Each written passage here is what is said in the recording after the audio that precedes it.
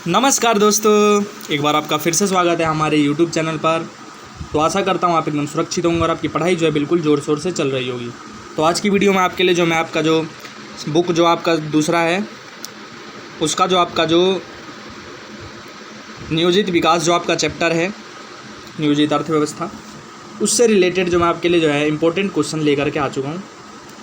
आज की वीडियो में आपको जो है मैं ऐसे इंपॉर्टेंट क्वेश्चन करवाऊँगा, यदि आप ये क्वेश्चन सारे के सारे अगर आप कर लेते हैं तो मैं आशा कर सकता हूँ कि आप जो आपका या तो आपका फर्स्ट टर्म हो या फिर आपका जो फाइनल हो उसमें आप जो है बहुत अच्छे से अच्छे अंक जो है प्राप्त कर सकते हैं। ठीक है, तो चलिए, अगर आप हमारे YouTube चैनल पर पहली बार आए हैं तो चैनल को अभी के अभी सब्सक्राइब कर लीजिए, जिससे हम जो भी स्टडी से रिलेटेड वीडियो डालें तो आपको जो है सबसे पहले नोटिफिकेशन मिल जाए।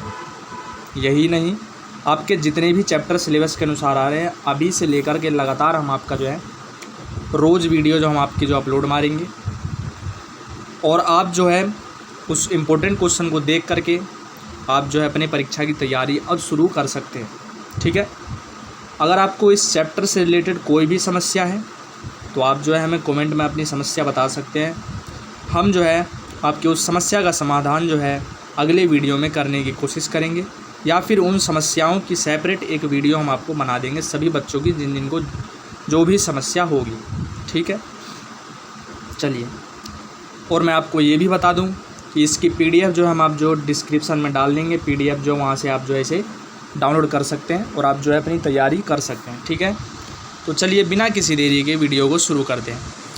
देखिए, पहला क्वेश्चन जो हमारा है वो है मिश्रित अर्थव्यवस्था से रिलेटेड है कि मिश्रित जो अर्थव्यवस्था थी उसकी आलोचना किस आधार पर की गई।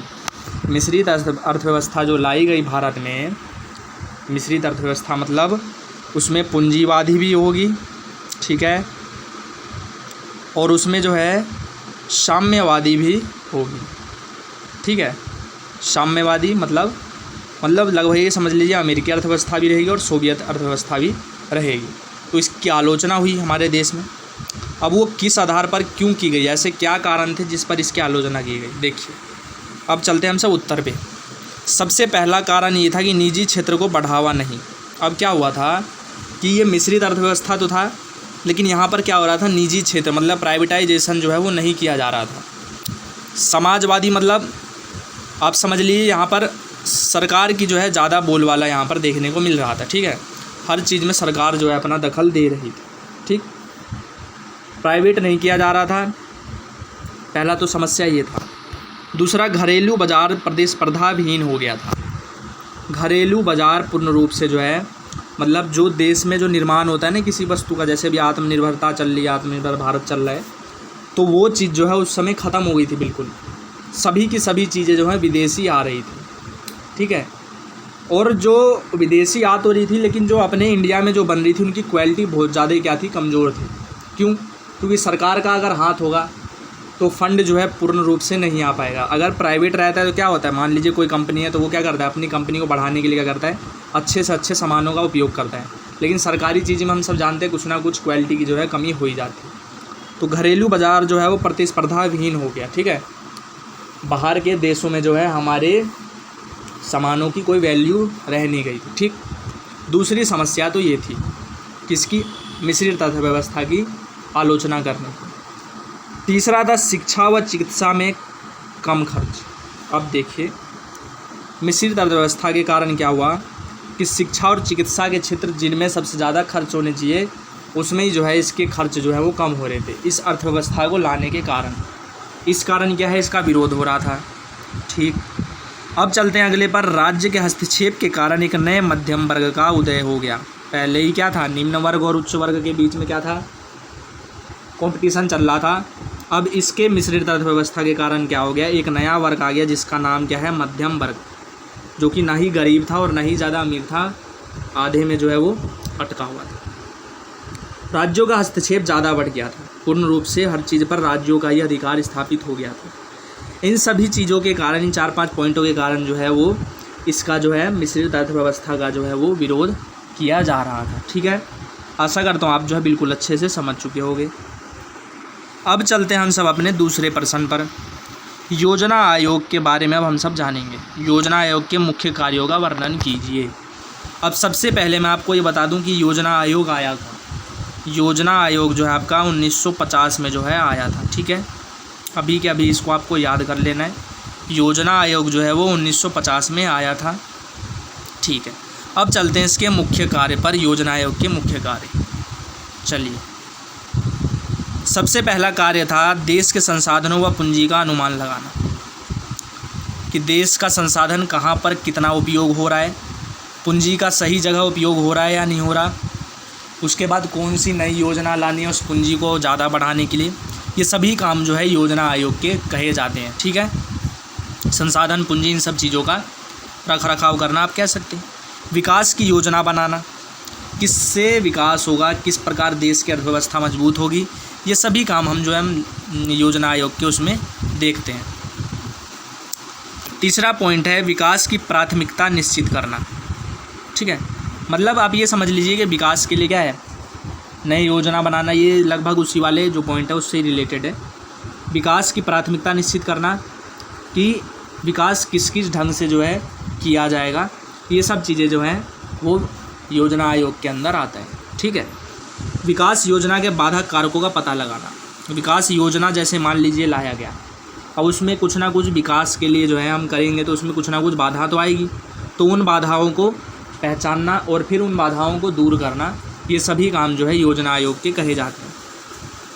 प्रगति की योजना का मूल्यांकन करना। अब मान लीजिए कोई योजना बना, ठीक है। अब पूर्ण रूप से जो है हम सब उसको योजना को लागू करते हैं। लागू करने के बाद जो है ऐसा हो सकता है कि 100% हम उस योजना में कामयाब ना हो। मान लीजिए प्रगति हुई तो कुछ जो कमियां हैं उसको जो है अगले वाले योजना में उस कमी को दोहराया ना जाए, उन सब चीज़ों पर ध्यान देना जो है ये किनका काम होता है, योजना आयोग का। उसके बाद कितनी प्रगति हुई, इन सब चीज़ों का जो है मूल्यांकन करना। पिछले बार कितनी प्रगति हुई थी, इस बार कितनी प्रगति हुई, उन सब का डाटा बनाना जो है, ये सब चीज़ें जो है योजना आयोग के अंदर हमें देखने को मिलता है, ठीक है। आशा करता हूँ आप जो है इतना समझ चुके होंगे। वीडियो अगर अच्छी लग रही हो तो वीडियो को जो है आपको लाइक कर देना है, ज़्यादा से ज़्यादा जो है इसे शेयर कीजिए और चैनल को सब्सक्राइब जो है करना मत भूलिएगा। चलिए, अगला क्वेश्चन है हमारा, स्वतंत्रता के पश्चात भारत में हुए आर्थिक विकास के बदलते स्वरूप का विवरण कीजिए। स्वतंत्र हुई भारत, अब उसके बाद भारत में जो आर्थिक विकास हुआ है किस प्रकार से हुआ है, किन कारणों से हुआ है, उन सब चीज़ों के बारे में जो है हम अब इस क्वेश्चन में देखते हैं। भारत के सकल घरेलू उत्पाद दर में वृद्धि हुई है। अब स्वतंत्रता के पश्चात नई नई योजनाएं बनाएगी, योजना आयोग आया, ये सब चीज़ें बनाएगी, जिसके कारण क्या हुआ, सकल घरेलू उत्पाद मतलब होता है जो हमारे देश में ही उत्पादित किया जा रहा है, उसमें क्या हुआ, वृद्धि हुआ। आर्थिक सुधार किए गए, आर्थिक सुधार की, निजी क्षेत्रों का विकास किया गया, आर्थिक उदारवाद किया गया। हम जानते हैं ना, वैश्वीकरण हो गया, ये सब चीज़ें जो हैं इनका किया गया। उदारवाद मतलब होता है आपका परिवर्तनशील, मतलब नई योजनाएं बिल्कुल बना दी गई। मुक्त बाजार अर्थव्यवस्था की दिशा की ओर अग्रसर हुए। मुक्त व्यापार मतलब हुआ अब जो है खुला द्वार की नीति जो है अपना ली गई। कोई भी देश जो है वो आ करके जो है हमारे देश में जो है कंपनियां लगा सकता था। अर्थव्यवस्था की दिशा की ओर अग्रसर हुए। तो ये सब चीज़ें जो हैं वो आपको इस क्वेश्चन में लिख देना है। स्वतंत्रता के पश्चात भारत में हुए आर्थिक विकास के बदलते स्वरूप, है ना, कैसे आर्थिक विकास हुआ, क्या क्या चीज़ें बदली, वो सब चीज़ें आपको इन सब क्वेश्चन में लिखना होता है। चलिए, अब चलते हैं हम सब अगले पर। अगला क्वेश्चन है हमारा, स्वतंत्रता के समय भारतीय अर्थव्यवस्था की कौन सी समस्या थी।